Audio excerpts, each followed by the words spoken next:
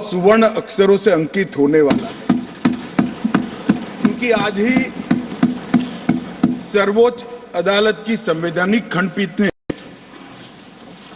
धारा 370 को समाप्त करने का और जम्मू कश्मीर राज्य के पुनर्गठन का विधेयक, जो मैं 5 अगस्त 2019 को इस सदन में मोदी जी के लिए गए निर्णय के अनुमोदना में लेकर आया था, वो बिल लाने की मंशा, बिल का संवैधानिक रूप से स्वीकार और पूरी प्रक्रिया को भी माननीय सर्वोच्च अदालत ने संवैधानिक घोषित किया है, सर्वानुमत से किया। मान्यवर, बहुत सारे सवाल परसों तक उठाए गए। परसों भी लोकसभा में कहा गया कि ये बिल अभी लंबित है, क्यों जल्दबाजी में ला रहे हैं, सुप्रीम कोर्ट न्याय करेगी, आपको राह देखनी चाहिए। मान्यवर, ये सारे स्टैंड जो थे वो न्याय के लिए नहीं थे।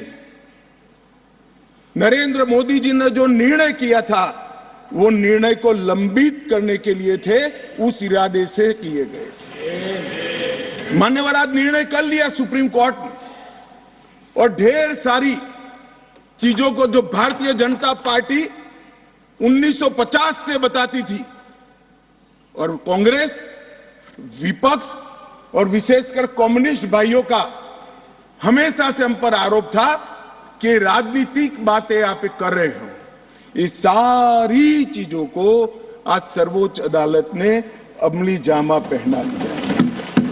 न्यायालय ने माना कि जम्मू कश्मीर के पास कभी भी आंतरिक संप्रभुता नहीं थी, जो हमारा कहना था।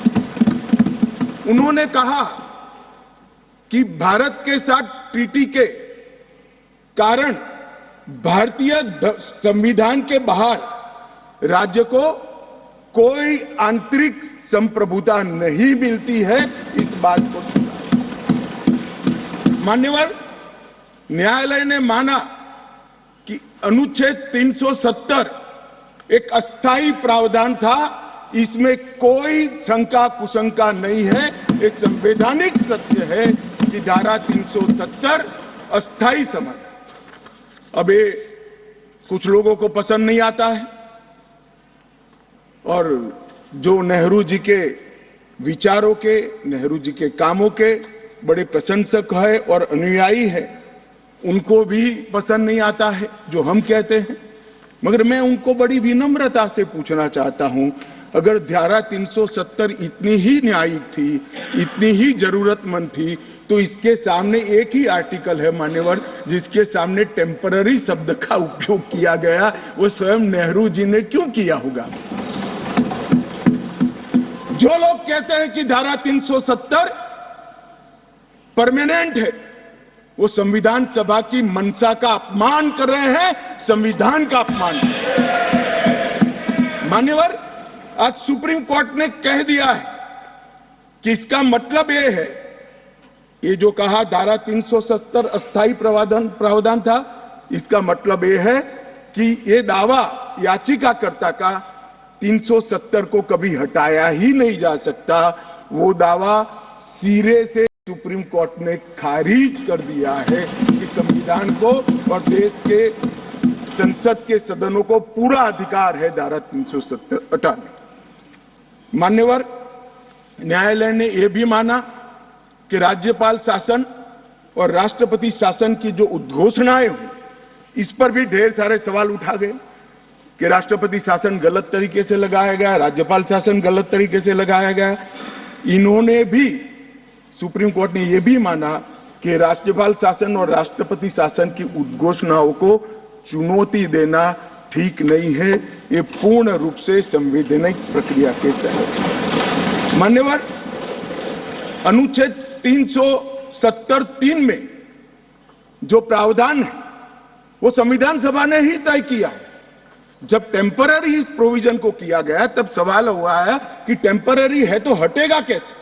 तो धारा 373 के अंदर एक प्रावधान डाला गया कि सीओ से राष्ट्रपति महोदय धारा 370 में सुधार भी कर सकते हैं, इस पर रोक भी लगा सकते हैं और पूर्णतया संविधान के बाहर भी कर सकते हैं। राष्ट्रपति का जो आदेश था, तत्कालीन राष्ट्रपति का 5 अगस्त 2019 का आदेश सीओ था, इसके माध्यम से राष्ट्रपति जी को पूर्ण अधिकार है अनुच्छेद 370 का संचालन बंद करने का। ये भी आज सुप्रीम कोर्ट ने सर्वानुमत से होल्ड कर दिया है, उसको उस पर मोहर लगाई। इस आधार पर याचिकाकर्ता ने एक तर्क दिया था। याचिकाकर्ता कौन है वो तो सभी लोग जानते ही हैं, सभी लोग जानते हैं, मैं कोई नाम देना नहीं चाहता।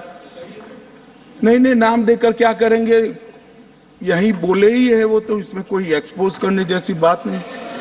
मान्यवर, 370 के तहत कोई भी घोषणा करने के पहले जम्मू कश्मीर की संविधान सभा का परमिशन जरूरी है, अनुमोदना जरूरी है, ये उनका क्लेम था।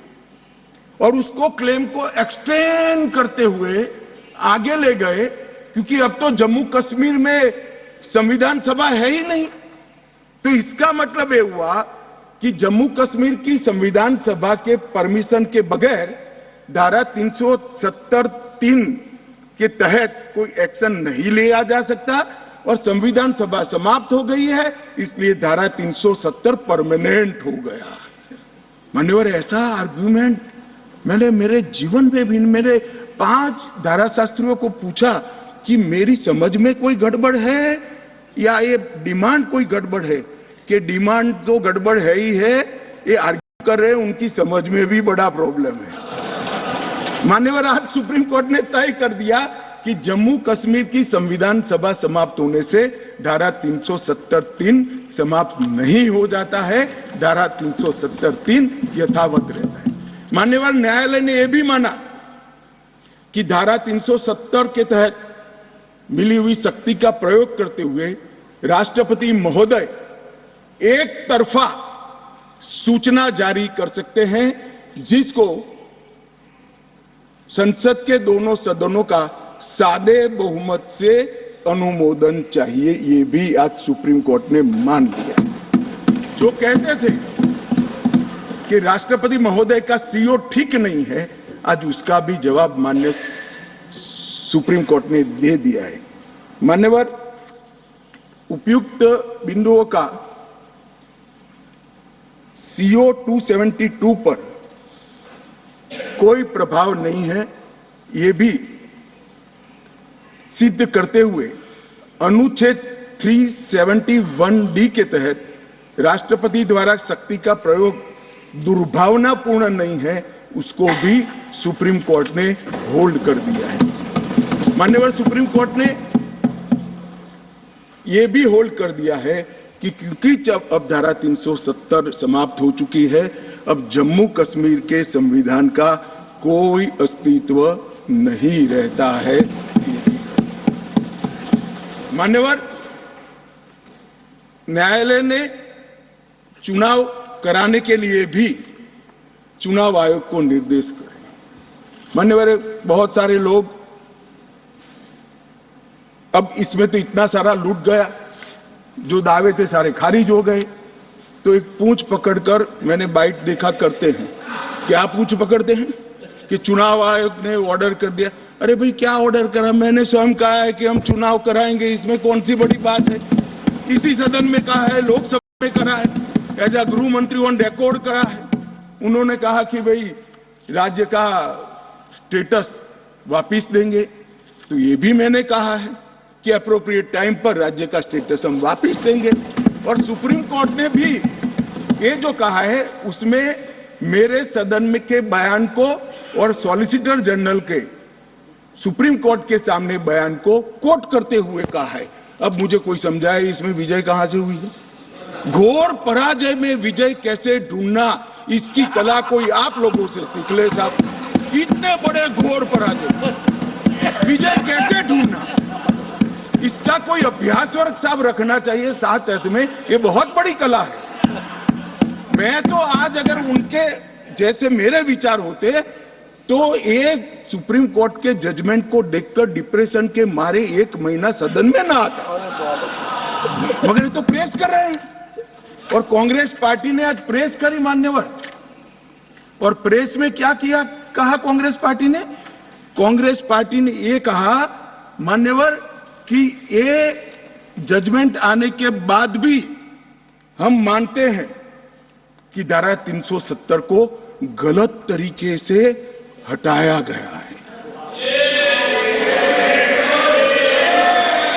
अब मान्यवर, देश के दोनों सदनों ने, देश की संसद की दोनों सदनों ने राष्ट्रपति के सीओ को अनुमोदना दे दी, कानून पारित हो गया, कानून नोटिफाइड हो गया, किसी ने चैलेंज भी किया सुप्रीम कोर्ट में, ठीक है, सबका अधिकार है, करना चाहिए। सुप्रीम कोर्ट में एक लंबी बहस भी हुई, 5 जजों की बेंच बनी और 5 सीनियर मोस्ट जज बने, बैठे इसमें, लंबी बहस, सबकी सुनवाई हुई, आज फैसला भी आ गया। मगर ये फैसले के बाद भी कहते हैं कि हम इसको नहीं मानते हैं और हम मानते हैं कि धारा 370 गलत तरीके से हटाया गया है। मान्यवर, मैं इनको नहीं समझा सकता, मेरी तो मर्यादा है ऐसा, नहीं समझा सकता कि वास्तविकता क्या है। हमें समझना चाहिए कि 42,000 लोग मारे गए हैं। क्यों मारे गए? सवाल हिंदू मुस्लिम का नहीं है। इनसे ज्यादा मुसलमान गुजरात में है, कश्मीर से ज्यादा मुसलमान उत्तर प्रदेश में है, कश्मीर से ज्यादा मुसलमान बिहार में है, कश्मीर से ज्यादा मुसलमान आसाम में है। क्यों वहां अलगाववाद नहीं हुआ? क्यों वहां टेररिज्म नहीं हुआ? बाउंड्री का भी सवाल नहीं है साहब। कई ऐसे राज्य हैं, राजस्थान की बाउंड्री भी पाकिस्तान से लगती है, गुजरात की बाउंड्री भी पाकिस्तान से लगती है। क्यों हुआ?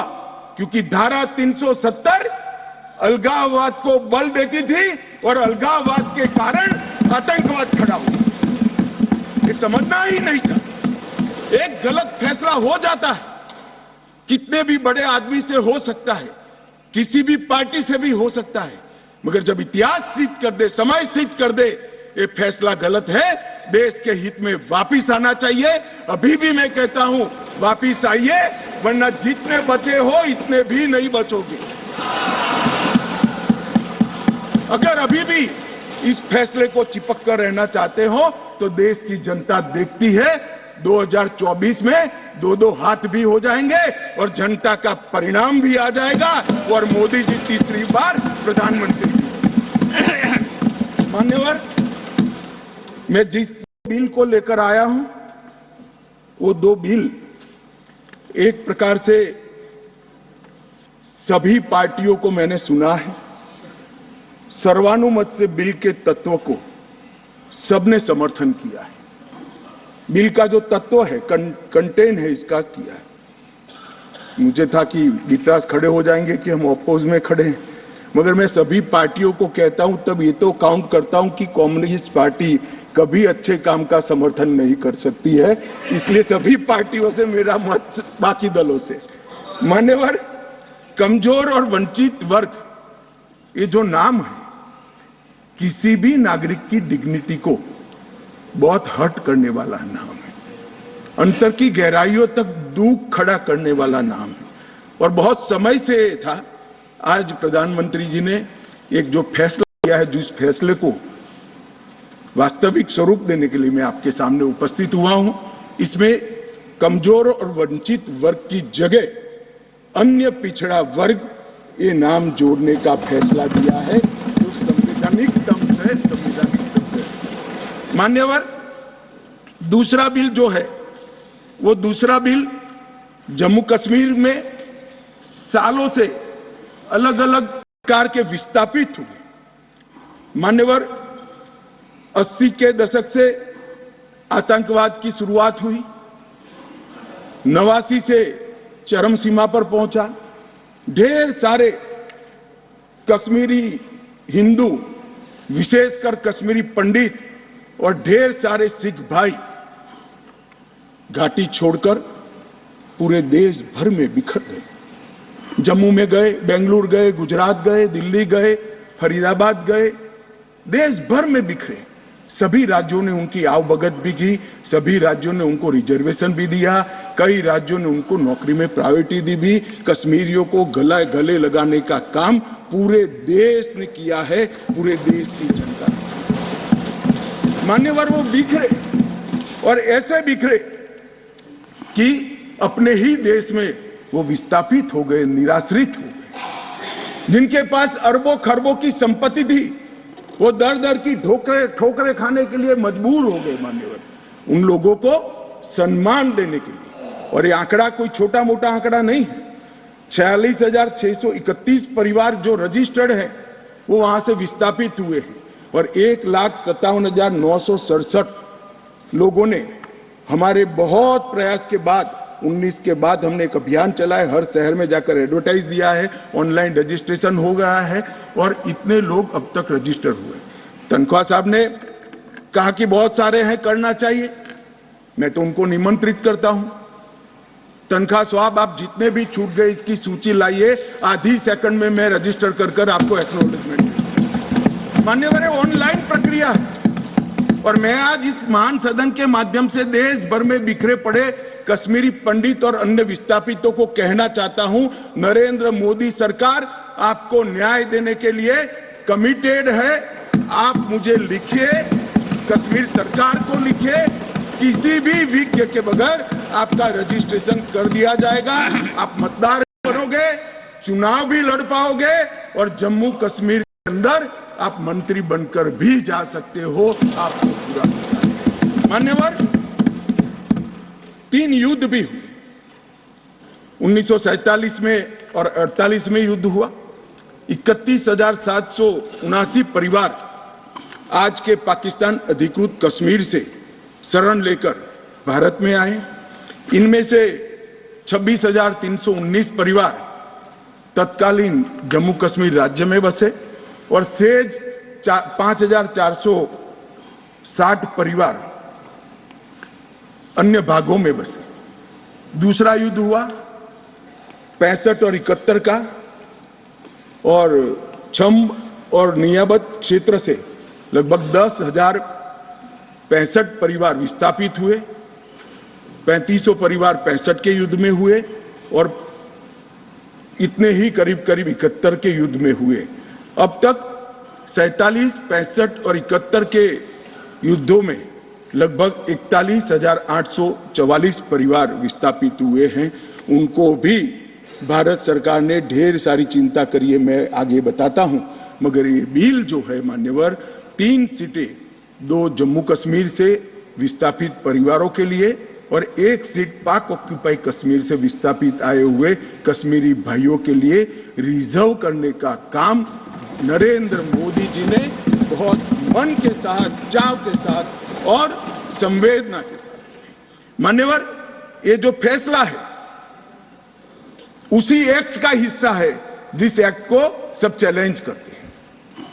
मैं उनको बताना चाहता हूं, जब आप 5 अगस्त 2019 के बिल को चैलेंज करते हो, तब आप डिलिमिटेशन कमीशन एक्ट को भी चैलेंज करते हो। ये मत भूलो कि आप इनके रिजर्वेशन के खिलाफ बात करते हो। मान्यवर, डिलिमिटेशन कमीशन ने गंभीरता से विचार करने के बाद समुदायों का प्रतिनिधित्व नॉमिनेशन द्वारा कराने की सिफारिश की है। और मान्यवर, जम्मू कश्मीर प्रशासन ने, जो आज स्वाभाविक है राष्ट्रपति शासन है, उसने भी अपना अभिप्राय डिलिमिटेशन कमीशन को दिया था। भारत सरकार ने के गृह मंत्रालय ने भी दिया था कि इनके प्रति सिंपैथेटिक व्यू लेना चाहिए, इनका प्रतिनिधित्व होना चाहिए। जब वो अपनी जमीन में ही नहीं है तो असेंबली में कैसे चुनकर जा सकते हैं। मान्यवर, और ये आदेश उन्होंने प्रकाशित किया था, जिसको आज कानूनी जामा पहनाकर मैं ये बिल को लेकर उपस्थित हुआ हूँ। मान्यवर, ये जो डिलिमिटेशन कमीशन ने और भी कई फैसले किए हैं, मैं जरा सदन के सामने पूर्व की स्थिति और अभी की स्थिति बताना चाहता हूं। पूर्व में जम्मू में सिर्फ 37 सीट थी, 37 सीट थी। अब नए डिलिमिटेशन कमीशन ने 37 से बढ़ाकर 43 सीट जम्मू क्षेत्र में बनाने का काम। मान्यवर, कश्मीर में 46 सीट थी, 46 सीटें थी, अब 46 की जगह 47 सीटें, 47 सीटें बनाने का था। इस तरह से जम्मू और कश्मीर दोनों को मिलाकर 83 सीटें थी। लद्दाख की सीटें निकाल दी है क्योंकि वहां यूटी बन चुकी। 83 सीटें थी, उसकी जगह 90 सीटें अब डिलिमिटेशन कमीशन ने करी है, जिसको भारत सरकार ने माना है। और पाक ऑक्यूपाई कश्मीर की 24 सीटों को आरक्षित रखा गया है, क्योंकि हम अभी भी मानते हैं, कोई जिसको जो बोलना है वो बोले, इस सदन में बोला हुआ शब्द इतिहास बनता है। मैं आज फिर से कहना चाहता हूं, पाक ऑक्यूपाई कश्मीर भारत का है, हमारा है, और हमसे कोई नहीं चाहता। मान्यवर, हमने 24 सीटें पाक ऑक्यूपाई कश्मीर के लिए सुनिश्चित की है। मान्यवर, अब तक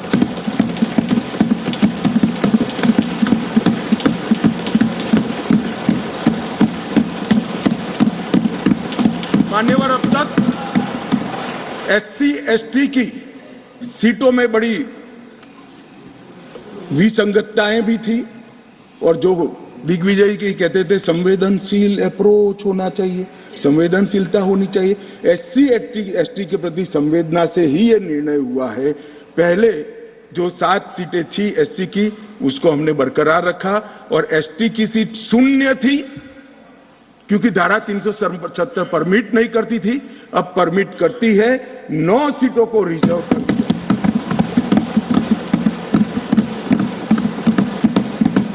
अरे जो कह रहे थे हमारे डॉक्टर साहब कि गुर्जर बकरवालों ने इस देश को बचाया है, मैं सदन में इस देश के गृह मंत्री के नाते कहना चाहता हूं, मान्यवर, कभी भी युद्ध हुआ, कभी भी आतंकवादियों ने पैंतरे रचे, मेरे गुर्जर बकरवाल भाइयों ने भारत के तिरंगे को ऊंचा रखा। और आज सालों के बाद आज उनको न्याय मिलने जा रहा है। इसका कम से कम मुझे तो बहुत संतोष है। किसी को संवेदनशीलता दिखे या न दिखे, 75 साल तक उनका अधिकार जो भारत के संविधान ने दिया था, कौन रोक कर बैठा था उसको? कौन रोक कर बैठा था? क्या कोई जवाब दे सकता है? जम्मू कश्मीर के ST भाइयों के अधिकारों को कौन रोक कर? ये 3 परिवार रोक कर बैठे थे मान्यवर, जो 370 को एंजॉय कर रहे थे मान्यवर। और इसके अलावे भी ओपन सीट में भी वो लड़ सकते हैं। माननीय दिग्विजय सिंह ने कहा, माननीय सदस्य ने कहा कि भाई इसमें स्पष्टता नहीं है, इनको कितनी मिलेगी, इनको कितनी मिलेगी। मैं फॉर इंफॉर्मेशन दिग्विजय सिंह को कहना चाहता हूं, ये इन प्रिंसिपल बिल है। ट्राइबल डिपार्टमेंट और OBC डिपार्टमेंट से अलग से इसके बिल आएंगे, जिसमें इसके रिजर्वेशन की सीटों की और चिन्हित करने की व्यवस्था होगी। वो एक अलग प्रक्रिया है, मगर ये स्पष्टता से कर देते हैं। मैं दिग्विजय सिंह को बहुत अच्छे तरीके से जानता हूँ साहब, जब भी वो हंसकर बोलते हैं तब बहुत समाज के अंदर डिस्टर्बेंस होता है। बड़ा रिकॉर्ड है उनका, मैं रिकॉर्ड को जानता हूं। आज भी हंसकर बोले, मैंने बोला क्या निहितार्थ थे, फिर मैंने ध्यान से उनकी चीज को याद कर सोचा, तो मुझे मालूम पड़ा कि इन्होंने कहा कि भाई किसी का छीनकर तो नहीं लगू। ये गुर्जर और बकरवाल को लड़ाना चाहते हैं, गुर्जर और बकरवाल को लड़ाना चाहते हैं। मैं आज फिर से कह देता हूं मान्यवर, बैठ जाइए दिग्विजय जी, अब हो गया, लोग समझ चुके हैं आपको, बैठ जाइए। मान्यवर He is not yielding. He is not yielding. He is not yielding. Go ahead. Honorable Home Minister. He is not yielding. He is not yielding. मान्यवर, मैं स्पष्टता करना चाहता हूं, गुर्जर भाइयों की एक भी सीट लिए बगैर बड़े संवेदनशीलता से बकरवाल भाइयों को दिया जाए, हमें कोई आपत्ति। गुर्जरों को जो फायदा मिला है उसमें कोई बदलाव नहीं होगा। ट्राइबल के सारे फायदे एजुकेशन में और बाकी सारे नौकरियों के रिजर्वेशन में जितने भी फायदे गुर्जर भाइयों को मिल रहे हैं, पहाड़ियों को मिल रहे हैं, वो पहाड़ियों को जो भी मिलेगा वो उसके अलावे मिलेगा। एक भी नौकरी ना खत्म होगी, ना एक भी शिक्षा की सीट खत्म होगी। पूरा का पूरा अधिकार आपका भी रहेगा, उनका भी। मान्यवर, एक बहुत बड़ी चर्चा चली कि जवाहरलाल नेहरू जी का कश्मीर के लिए कंडक्ट और इस पर हमारा नजरिया थोड़ा तंग है। जहां तक तंग नजरिए का सवाल है साहब, देश की एक भी इंच जमीन का सवाल है, हमारा नजरिया तंग रहेगा, हम दिल बड़ा नहीं कर सकते। किसी को अधिकार नहीं है अपने बड़े हृदय को दिखाने के लिए देश का एक भूभाग देश से चला जाए और मूक दर्शक बनकर खड़े रह जाए, किसी को अधिकार नहीं। मैं आज फिर से कहता हूं, ये आरोप से मैं सहमत हूं, हमारा नजरिया तंग है। देश की एक इंच जमीन भी जाती है तो इसके लिए भारतीय जनता पार्टी हर कार्यकर्ता सर्वोच्चता से संघर्ष करेगा, लड़ाई करेगा और लड़ेगा। हमें कोई इसमें शर्म की बात नहीं। मान्यवर, मैं कुछ बातें कहना चाहता हूं। बहुत कुछ कहा है, अभी कहा गया नेहरू के कारण कश्मीर यहां है, नेहरू जी के न होते तो शायद ये बिल ही नहीं आता और कश्मीर होता ही नहीं। इस तरह से कहा। मैं आज कहना चाहता हूं कि जो आजादी के बाद भारत की रचना को जानते हैं उनको मालूम होगा हैदराबाद में इससे भी बड़ा प्रॉब्लम हुआ था। क्या जवाहरलाल जी गए थे क्या?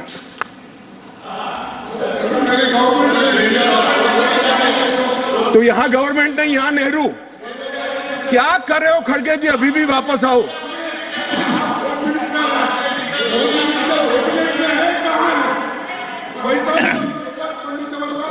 एक मिनट रिकॉर्ड पर है कश्मीर में दिग्विजय जी ने सरदार पटेल का नाम नहीं लिया।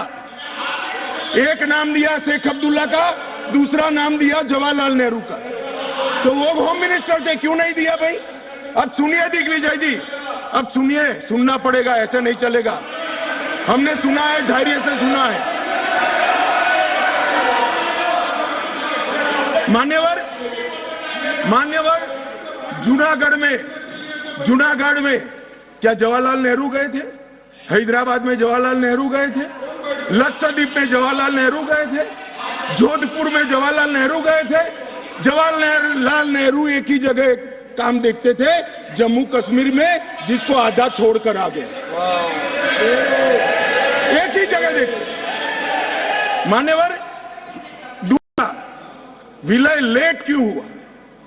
सारे लोग जानते हैं साहब, इतिहास को 1000 फुट नीचे दफन कर दो, वो ऐसा बीज है जो वटवृक्ष बनकर सच्चाई बाहर आ जाती है। सब जानते हैं कि हमारा विलय इसलिए लेट हुआ कि महाराजा पर किसी एक व्यक्ति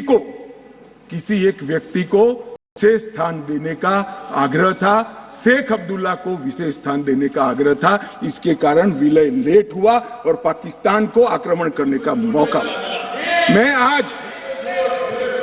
आज ये पूछना चाहता हूं कि इतने सारे कठिन राज्यों का विलय हो गया, कहीं पर 370 क्यों नहीं है?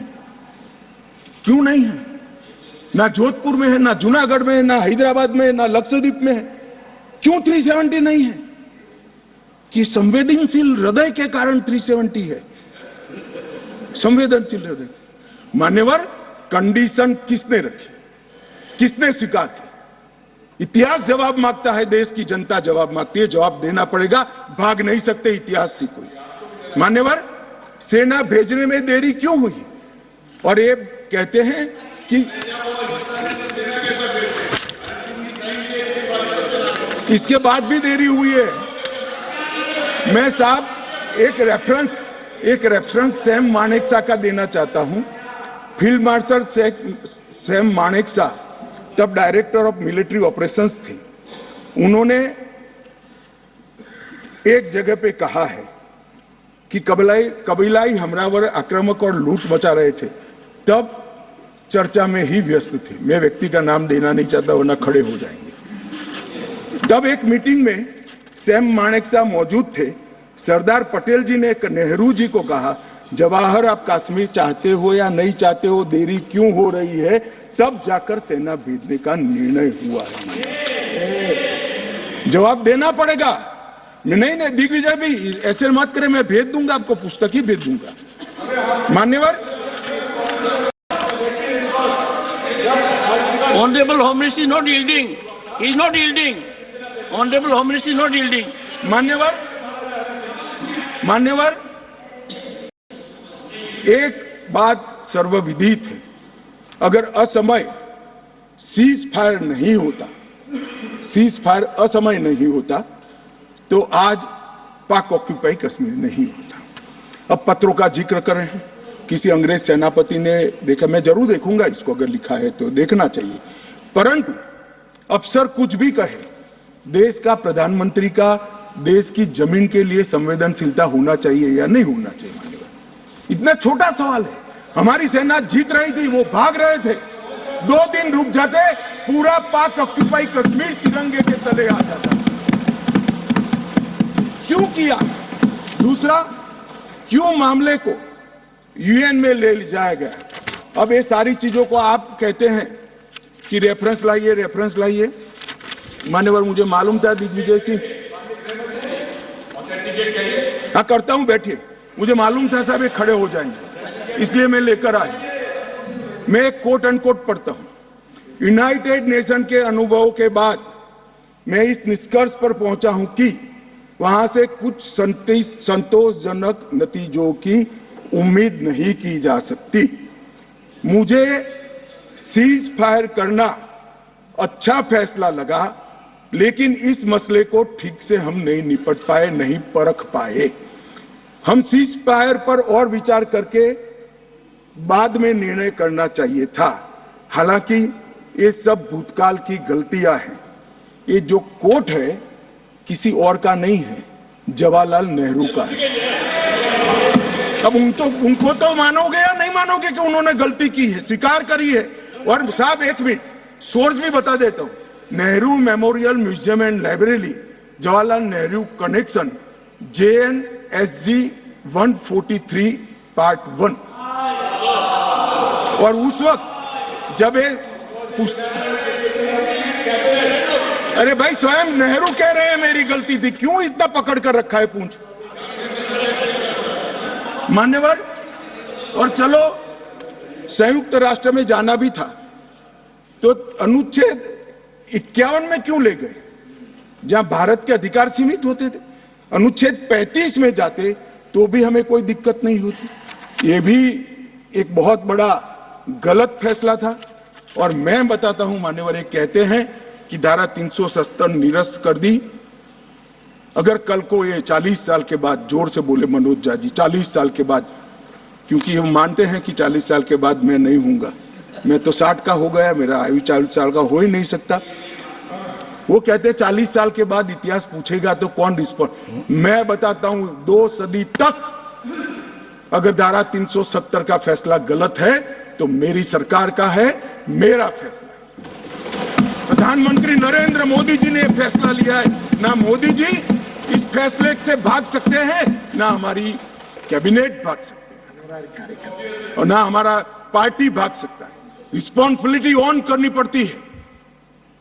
जब इमेज बिल्डिंग के लिए बड़े बड़े फैसले लेते हैं, संवेदनशील दिमाग से फैसले लेते हैं, तब इसको ऑन भी करना पड़ता है और देश को जवाब भी देना पड़ता है। इस तरह से नहीं चलता है इतिहास। और इतिहास, मेरी बात आज भी मानकर चलिए दिग्विजय सिंह, इतिहास किसी को नहीं बख्शता है, किसी को नहीं बख्शता है।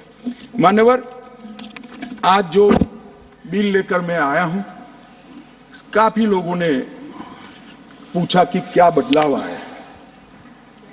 अब मेरी कोई चश्मे की दुकान तो है नहीं जिससे वास्तविकता दिखाने का चश्मा मैं किसी को पहना सकूं। सबको अपने अपने चश्मे से देखना पड़ेगा, और चश्मे का अगर कांच गलत है तो दृश्य गलत हो जाता है। मान्यवर, पूरा कश्मीर और जो 2 करोड़ यात्री पूरे देश से जाकर आए, लाखों यात्री अमरनाथ यात्रा कर आए, हर महीने लाखों यात्री वैष्णो देवी के दर्शन करके आते हैं, और 100 से ज्यादा अधिक फिल्मों के शूटिंग हुए हैं, वो सभी एक मुख से कहते हैं कि कश्मीर की परिस्थिति अच्छी है, मगर स्वीकार करने को तैयार नहीं। मुझे मालूम नहीं है कौन सा चश्मा पहनकर ये देखते हैं। मान्यवर, मैं आज कहना चाहता हूं कि जिस कश्मीर में 40,000 से ज्यादा लोग मारे गए, कई पिताओं ने अपने कंधों पर बेटे के जनाजे लेकर गए। मान्यवर, अपनी बेटी की डोली तक कई लोग नहीं देख पाए और कई बहनों ने अपने भाई को खो दिया। इनकी वेदना, हृदय अगर संवेदनशील है तो ही इसका अनुभव कर सकते हैं, मगर हमारे हृदय में जिनके हाथ में हथियार है, इसके लिए ही संवेदना है, तो इसका रास्ता मेरे पास नहीं है। मान्यवर, मैं इनकी मदद नहीं कर सकता, क्योंकि हमारे लिए मन में संवेदना है कश्मीर के युवा के लिए, कश्मीर की बच्चियों के लिए और घाटी के भविष्य के लिए संवेदना है, आतंकवादियों के लिए नहीं। मान्यवर, मैं समझता हूं कि आज आर्टिकल 370 समाप्त होने के बाद और उसके पहले भी नरेंद्र मोदी जी की सरकार आई 2014 में, आज युवाओं का भविष्य ब्लैक नहीं है, परंतु स्कूल का ब्लैक बोर्ड उनका भविष्य बन गया है, वो पढ़ाई लिखाई। जो युवा मान्यवर पत्थर लेकर घूमते थे, मोदी सरकार ने, इस प्रधानमंत्री ने इसके हाथ में लैपटॉप पकड़ाने का काम किया है। पूरी दुनिया का एक्सेस और आतंकवाद और अलगाववाद की बात करने वाले लोग धारा 370 कर आधार बनाकर अलगाववाद की बात करने वाले लोग, आज जो लोग बात करते हैं उनकी कश्मीर की जनता अनसुनी करती है, डेमोक्रेसी और डेवलपमेंट की बात करती है। मान्यवर, ये आज बदलाव हुआ है। अभी अभी कह रहे थे कि मैंने सदन में कहा था कि आतंकवाद समाप्त हो जाएगा। मैं मेरे जीवन में बोला हुआ भूलता नहीं हूं और जो बोलता हूं उसको ओन करता हूं। मैंने कहा था कि 370 के कारण अलगाववाद की भावना समाप्त हो जाएगी और जब अलगाववाद की भावना समाप्त होगी, सहन सहन आतंकवाद कम हो जाएगा, समाप्त हो जाएगा। मान्यवर, ये बीच मझधार में 40 साल इन्होंने गलतियां करी, 80 के दशक से गलतियां करते आए, संवेदनशील हृदय से सोचते रहे, संवेदनाएं हथियार उठाने वालों के लिए रखे और इस 40 साल की गलती को ऐसा सोचते हैं कि मोदी जी के 4 साल में सुधर जाएगा। मगर आपकी बात सही है, अपेक्षा ऐसी ही रखनी चाहिए। मैं अब विषय पर मान्यवर, मैं बहुत पास में नहीं जाता। जब चरम सीमा पर थे तब तो आंकड़े बहुत भयावह थे, 90 के दशक में बहुत भयावह आंकड़े थे, परंतु मैं यूपीए शासनकाल की बात करना चाहता हूं। 2004 से 14 जब सोनिया जी और मनमोहन जी की सरकार थी, कुल आतंकवादी घटनाएं 7,217 हुई थी और अब आतंकवादी घटनाएं सिर्फ 2,197 हुई है। ये 10 साल। अब सुन लीजिए, बाद में मुद्दा खड़ा करिए खड़गे जी। 70% की कमी हुई है मान्यवर, 70% की कमी हुई और उसमें धारा 370 हटाने के बाद केवल और केवल 4 साल ही गए। सिक्योरिटी फोर्स और नागरिक टोटल 2829, करीब 3,2900 नागरिक और सिक्योरिटी फोर्सेस मारे गए। अब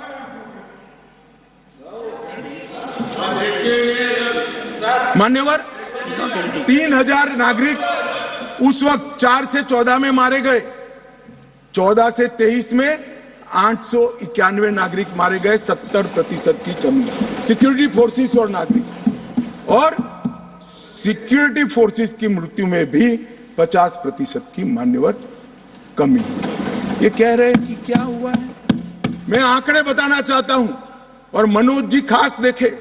आत्मा है तो अंधेरे में टटोल कर सुने, सोचे और विचार परिवर्तन होता है तो ईश्वर के लिए करे।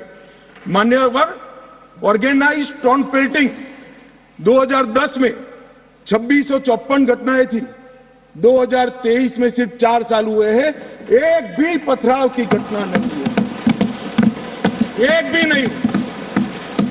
टाउन पेल्टिंग में नागरिकों की मृत्यु 2010 में 112 हुई थी, क्योंकि स्टोन पेल्टिंग ही नहीं हुई है तो मृत्यु भी नहीं हुई, 0 मृत्यु हुई।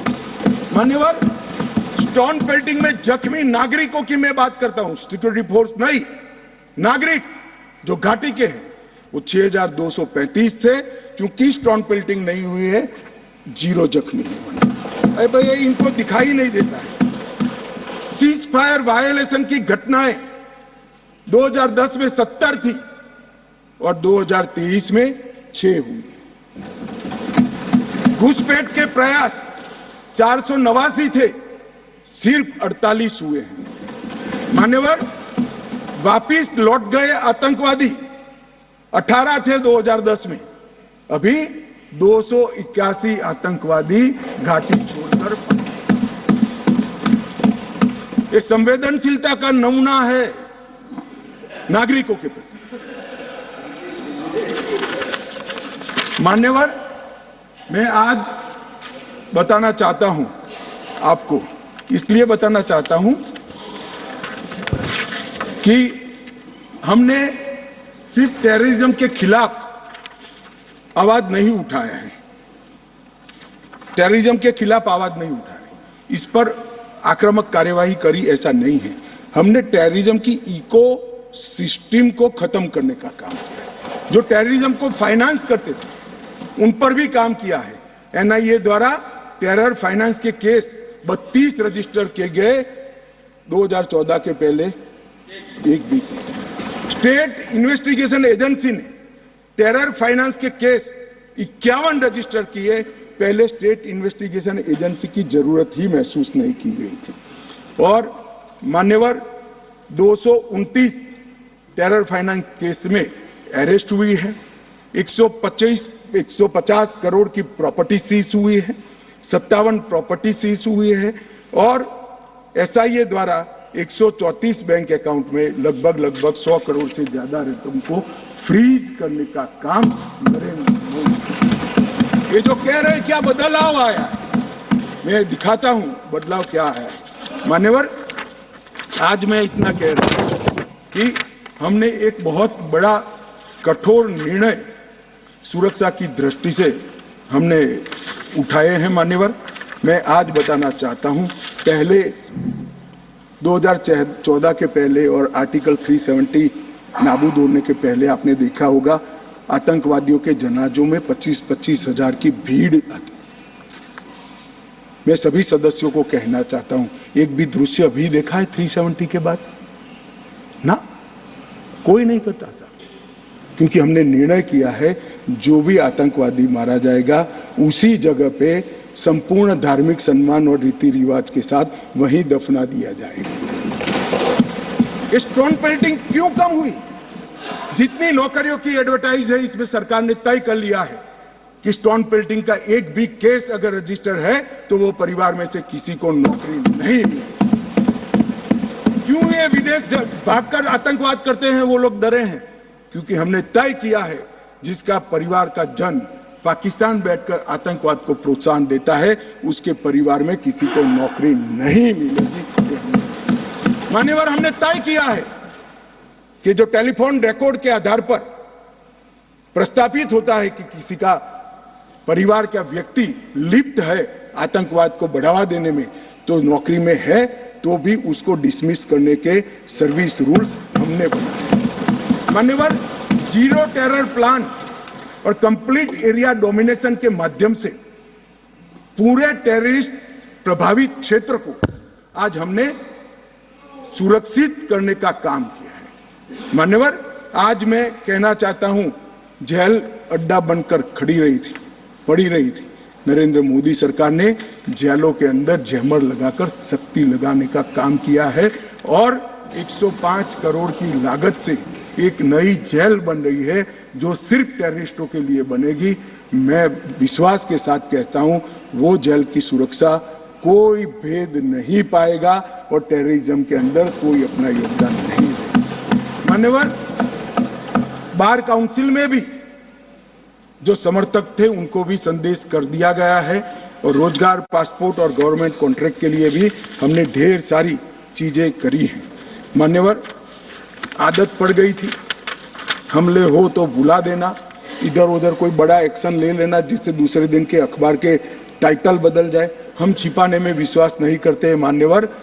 हमने हमारे समय में भी हमले हुए शुरू में, क्योंकि पुरानी आदत पड़ी थी। उरी में भी हुआ, पुलवामा में भी हुआ।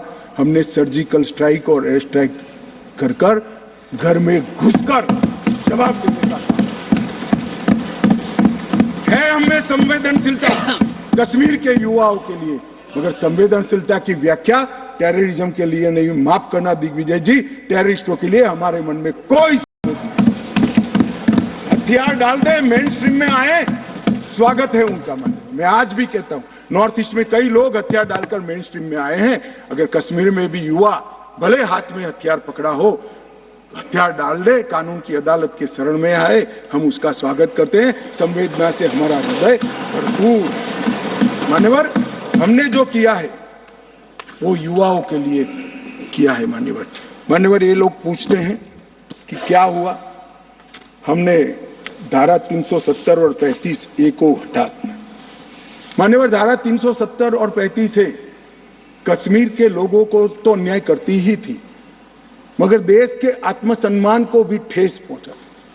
ये सिर्फ कश्मीरी लोगों का सवाल नहीं था मनोज जाजिब, कश्मीरी लोगों का सवाल नहीं था, 130 करोड़ लोगों का सवाल था। हमारे स्थापक नेता श्यामा प्रसाद मुखर्जी ने उस वक्त सवाल उठाया था और नेहरू जी की मिनिस्ट्री छोड़ दी थी कि एक देश में 2 विधान, 2 प्रधान और 2 निशान कैसे हो सकते हैं, नहीं हो सकते। और इसलिए इन्होंने इस पर आंदोलन किया और उनकी शंकास्पद मृत्यु हो गई और वो शहीद हो गए।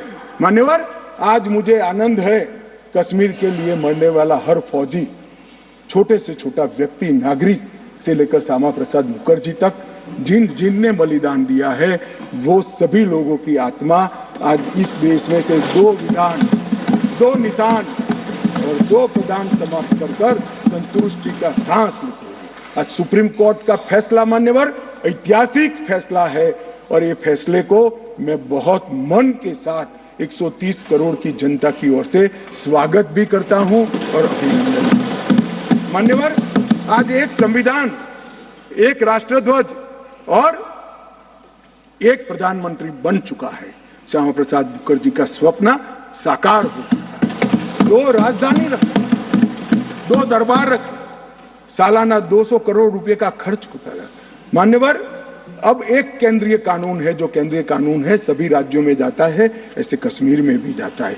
मान्यवर, कश्मीरी, डोगरी, हिंदी, इसको पहली बार मान्यता देने का काम प्रधानमंत्री नरेंद्र मोदी जी ने। 35A के तहत कश्मीर की महिलाओं को न्याय देने का काम प्रधानमंत्री नरेंद्र मोदी जी ने।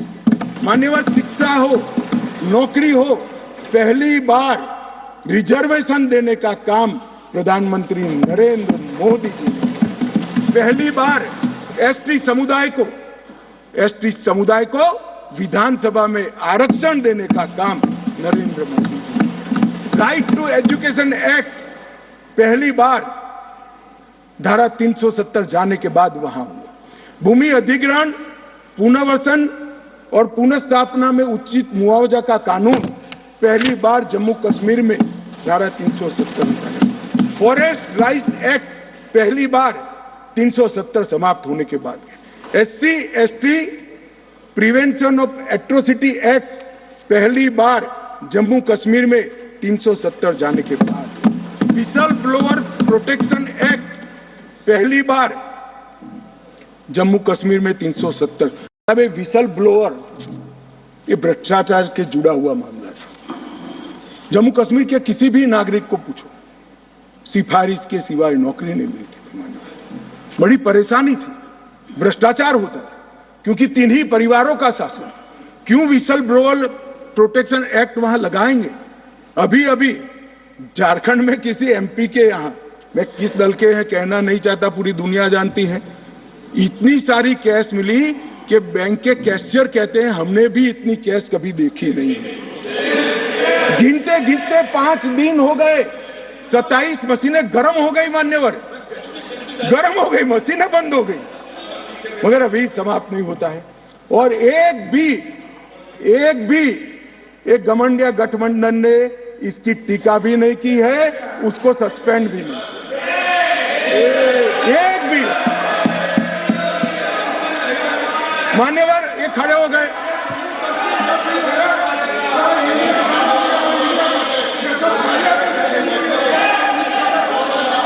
चलो इंडिया अलायंस ने, मान्यवर इंडिया अलायंस ने इसकी टीका भी नहीं की। मान्यवर अभी कहेंगे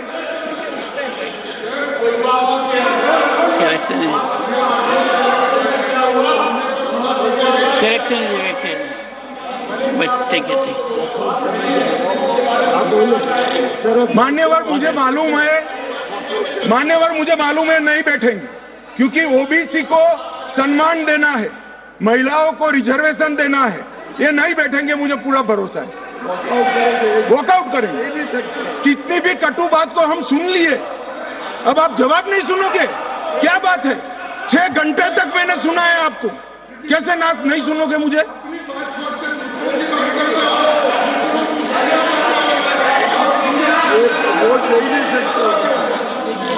चले खड़गे साहब please Nothing will go on record now. Only मेरा निवेदन साहब, आप बड़े what नेता the हैं, honorable बैठ Home Minister says will go on record. जाइए। मान्यवर ये कहते हैं कि क्या बदलाव आया है?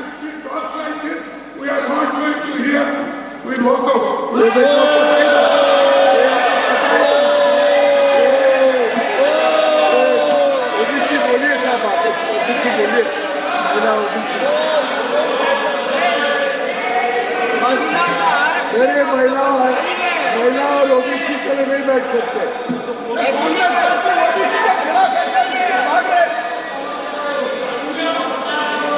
मान्यवर बहुत सारे पीयूष भाई जैसे भले हृदय के लोगों को था कि ये जवाब सुनेंगे, मैं इनकी ऑफिस में कॉफी पीने के लिए गया, मैंने कहा नहीं सुनेंगे। तो पीयूष भाई ने मुझे पूछा क्यों नहीं सुनेंगे, मैं कोई कांग्रेस पार्टी ओबीसी विरोधी पार्टी है, इसलिए निश्चित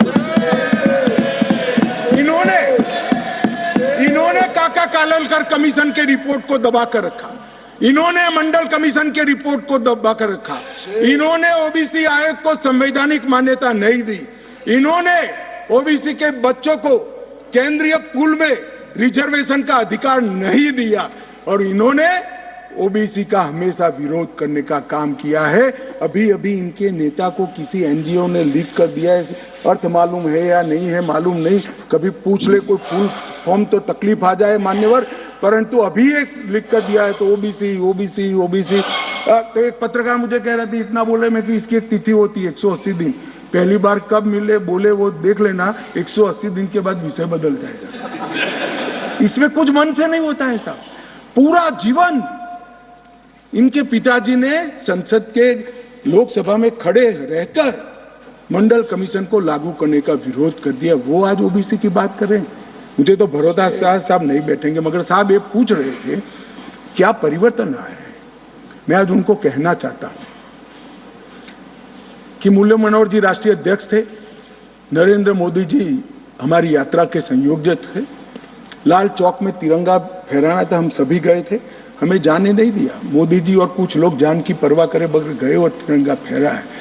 तिरंगा फहराने के लिए भारत के हिस्से पर सेना को दखल करना पड़ता था, वही लाल चौक में 26 जनवरी को घर घर तिरंगा फहरा गया। मान्यवर कहते हैं क्या परिवर्तन आया है। 30 साल से थिएटर बंद थे, थिएटर नहीं चलते थे कश्मीर में। क्यों नहीं चलते थे मैं इसकी मीमांसा में नहीं जाना था, परंतु आज कश्मीर में 3 थिएटर चालू हो गए हैं और 18 थिएटर घाटी में खुलने के इंतजार कर रहे हैं, और कई लोगों ने लोन का एप्लीकेशन। मान्यवर शूटिंग नहीं होता था, 21 से अब तक 24 तक 100 शूटिंग हो चुके हैं मान्यवर, 100 शूटिंग हो चुके हैं मान्यवर। ये सब कहेंगे, इसको भी धर्म के चश्मे से देखेंगे। मैं आज कहना चाहता हूं कि मुहर्रम का जुलूस भी 30 साल तक नहीं निकला था, अभी नरेंद्र मोदी सरकार के समय मान्यवर इनको बदलाव दिखाई नहीं पड़ेगा। जैसे मैंने कहा उनके चश्मे में खराबी है, वो आज भी गलती स्वीकार करने के लिए तैयार नहीं, मगर मैं उनको कहना चाहता हूं कि देश आपकी स्वीकृति का मोहताज नहीं है। देश की जनता अब समझ चुकी है कि कश्मीर के सवाल के मूल में जवाहरलाल नेहरू की गलतियां थी, वो पूरा देश। मान्यवर, जीएसडीपी वो डेवलपमेंट का बड़ा द्योतक होता है। 1 लाख करोड़ का जीएसडीपी था 2014-15 में और आज 2,27,927 डबल हो चुका है।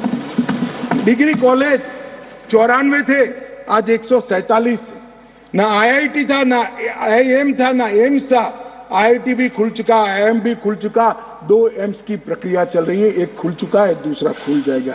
मेडिकल कॉलेज 4 थे, 7 नए मेडिकल कॉलेज खुले। नर्सिंग कॉलेज 1 भी नहीं था, 15 नर्सिंग कॉलेज खुले। मेडिकल सीट 500 थी, आज 1300 मेडिकल सीटें हैं। पीजी मेडिकल सीट 367 थी 70 साल में, आज 297 नई जोड़ने का काम नरेंद्र मोदी सरकार ने किया। मिड डे मील के तहत सिर्फ रिकॉर्ड पर, करप्शन तो जो होता होगा, रिकॉर्ड पर 6 लाख बच्चों को भोजन मिलता था, आज 9,31,000 बच्चों को भोजन मिलता है मान्यवर। और मान्यवर 30 लाख से टूरिस्ट का आंकड़ा 2 करोड़ पार कर गया मान्यवर। ये बताता है कि घाटी में ठीक है।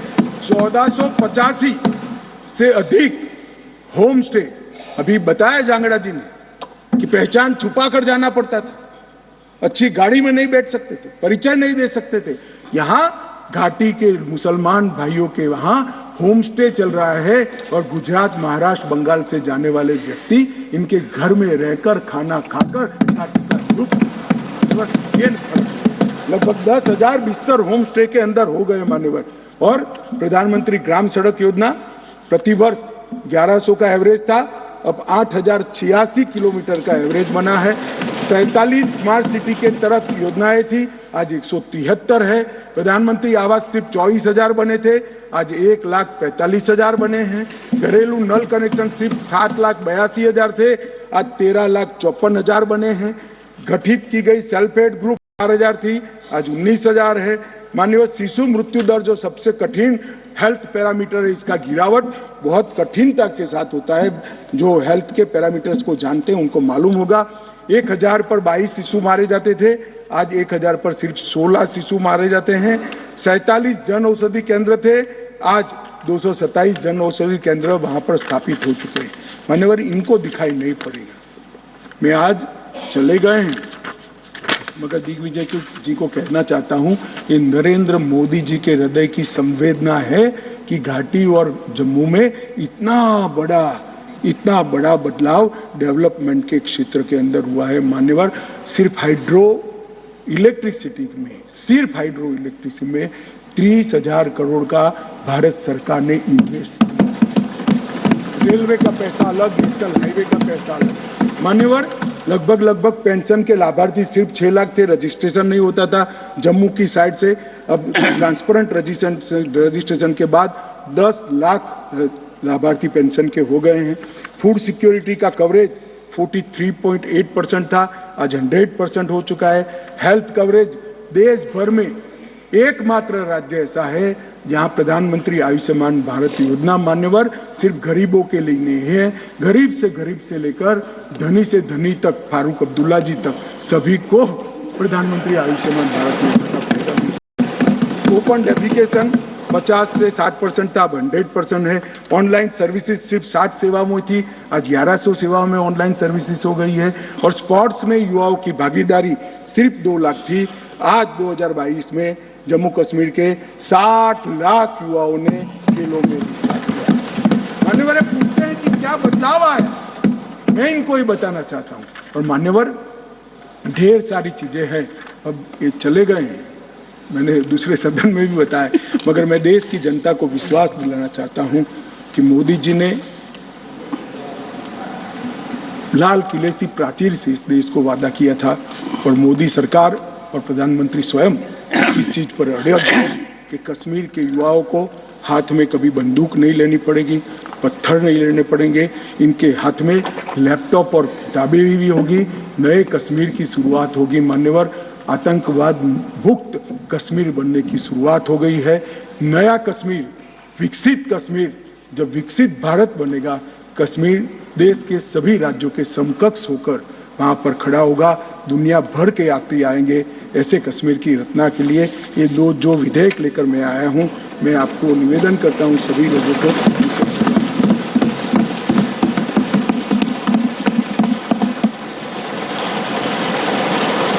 I shall put first the motion regarding consideration of the Jammu and Kashmir Reservation Amendment Bill 2023 to vote.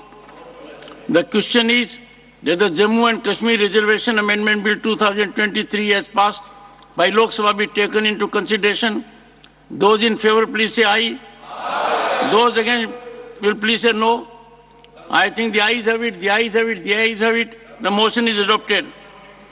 We shall now take up clause by clause consideration of the bill.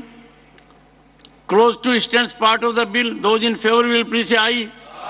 Those against will please say no. I think the ayes have it, the ayes have it, the ayes have it. Clause 2 is adopted. Clause 1, the enacting formula and the title stand part of the bill. Those in favor will please say aye. Those against will please say no. I think the ayes have it, the ayes have it, the ayes have it. Clause 1, the enacting formula and the title are adopted. Shri Amit Shah to move that the bill be passed. महोदय, मैं प्रस्ताव करता हूं कि विधेयक को ये सदन पारित करे। Motion moved that the bill be passed. The question is that the bill be passed. Those in favor will please say aye. Those against will please say no. I think the ayes have it, the ayes have it, the ayes have it. The bill is passed. वो लोग तो भाग गए तो vote नहीं कर सकते OBC महिलाओं के लिए। I shall now put the amendment moved by Dr. John Brittas for reference of Jammu and Kashmir Reorganization Amendment Bill 2023 as passed by Lok Sabha to Select Committee of the Rajya Sabha to vote. The question is that the bill further to amend the Jammu and Kashmir Reorganization Act 2019 be referred to a Select Committee of the Rajya Sabha consisting of the following members: